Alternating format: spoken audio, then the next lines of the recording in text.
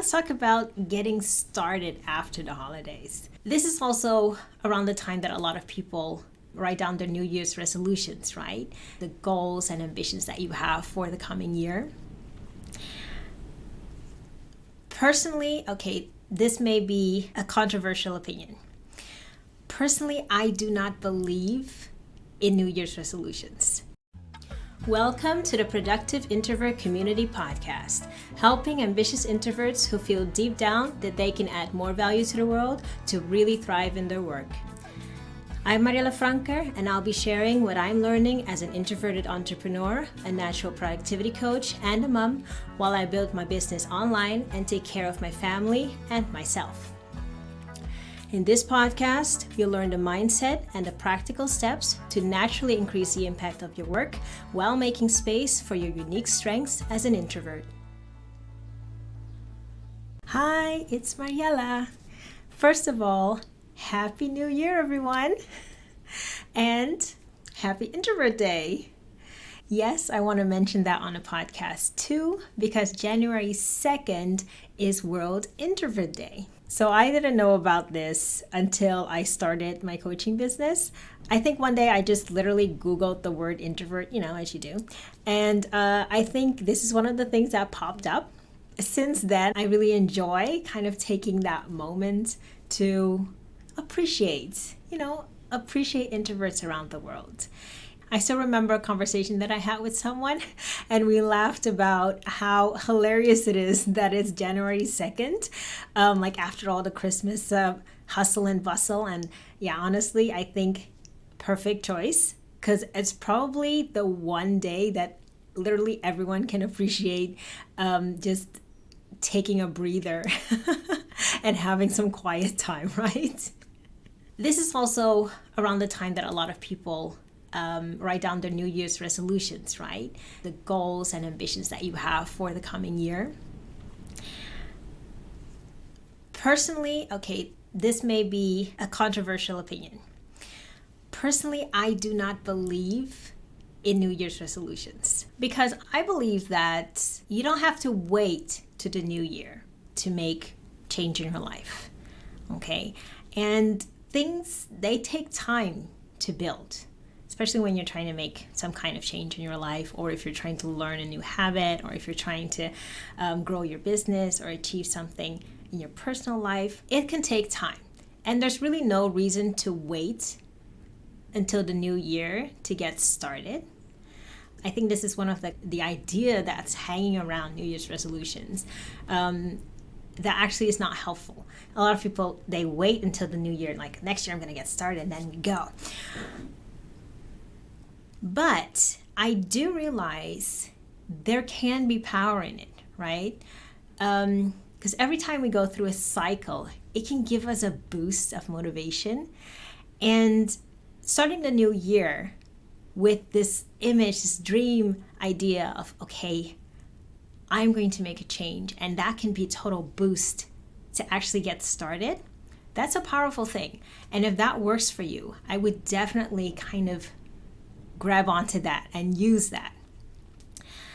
But be aware, don't leave it on the page as a resolution, right? Because you build things over time.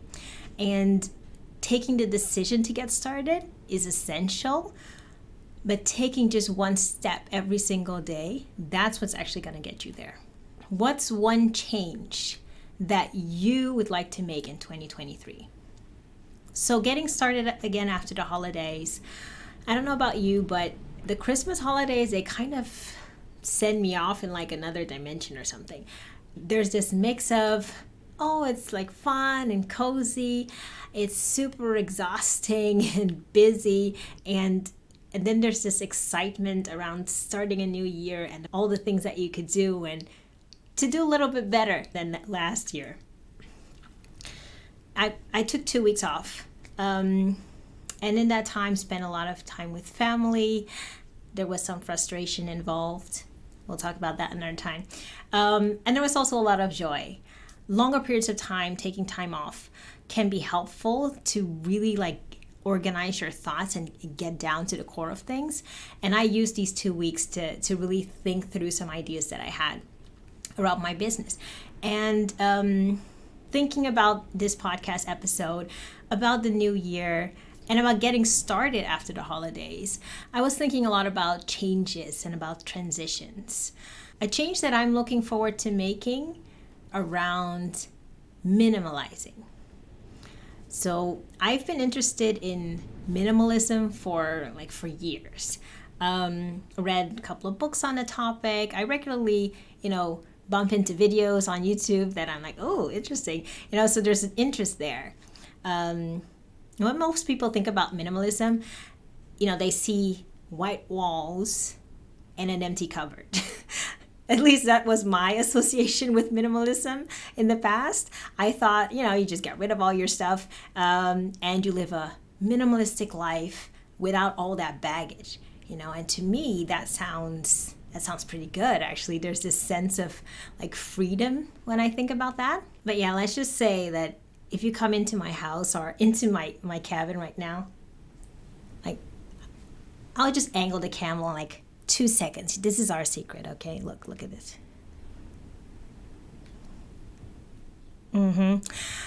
You'll see that I have definitely not adopted a minimalistic lifestyle as yet. And that's okay. I do notice that the past year, the past months especially, I'm started to slowly lean towards thinking about the things that I want to surround myself with, even the people I want to surround myself with. I've been thinking about that more and more. In terms of our belongings, we've been giving away and selling things that we're no longer using. We're redecorating our living area to feel a bit more nurturing and less cluttered. So yes, I'm looking forward to having or being in spaces that make me feel calm.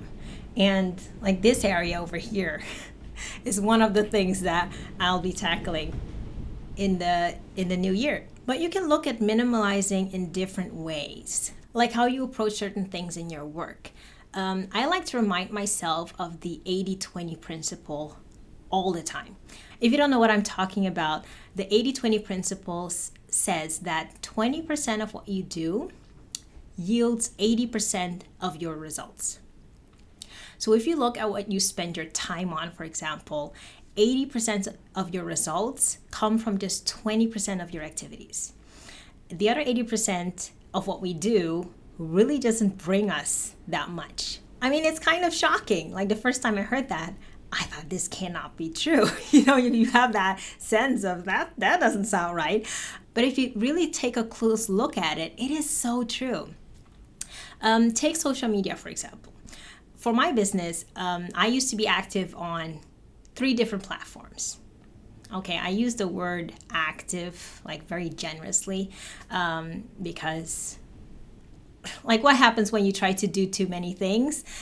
You do all of those things mediocre, right? So that was me. I was trying to be active on 3 different platforms, creating content constantly, between writing emails to my newsletter and creating at least one custom social post a week for each platform, and then responding to messages on all these platforms. I was super busy with social media, spending actually quite a lot of my working hours on that area. And it was also very draining to me energetically to be on all the time like that. So for the past months, I've taken a really hard look at my 80-20s and doing my business energy assessments. That's what I talked about in a different episode, and I'll link that in the description below if you're interested in that. So those 2 things together have kind of helped me make some decisions as to where I'm going to place my focus and how I'm going to minimalize certain areas of my life and my business. So I've decided to focus on just one social media platform and to go for quality over quantity when it comes to content and when it comes to social posts. I'm choosing to focus on LinkedIn for now. So if we're not connected yet, I'd love to connect with you on LinkedIn. And it has made it so much easier already. Like the moment I started doing that, I started booking more coaching clients. And I got more time and more energy back. I mean, even just the fact that I now only need to check one social media app on my phone, for example, it has helped so much with sensory overload and with exhaustion. I've removed the Facebook app from my phone. I still have Instagram, but I like to share a story every now and again. I used to already have notifications off, and I limited the time that I spent on social, but I would still, manually check all the different social apps, respond to messages on the different apps. And now I don't do that anymore. Or at least, I'm transitioning now. So it's becoming less and less. So that's one area where I'm definitely going to continue minimalizing the next year. By the way, I'm not saying that you should focus on LinkedIn. Your choice might be completely different. You just need to look at what makes sense for your life and for your business. The problem is that we're often not aware of the 80-20s in our life. What is the 20% that you're doing that is actually getting you 80% of what you're trying to achieve? If you take an honest look at it, like, okay, what are the 2 or 3 things that are getting me the best results so far? Which 2 or 3 things make me feel the most supported, the most cared for, the most energetic, the most joyful? Often doing more of just those 2 or 3 things has a much bigger positive impact on our life than trying to do all the 100 things we think we need to do. If you want a simple exercise to get started with this, I have a free training available. It's called From Stress to Focused with This Simple Daily Practice. It's a practice that you can do in as little as 5 minutes a day, and it's one of the things that has helped some of my clients to reduce overwhelm and to get back control over their day. And it still helps me to make the most of my days and my time and energy, even as my business is growing right now. So I'll link that in the description below as well, if you're interested in getting more focused with a simple practice that you can do on a daily basis. Thank you, and let's talk again next week. Bye, guys. Thank you for listening to the Productive Introvert Community Podcast. If you're an introverted entrepreneur and you're ready to thrive in your own way, then connect with me on thefrankermessage.com/contact.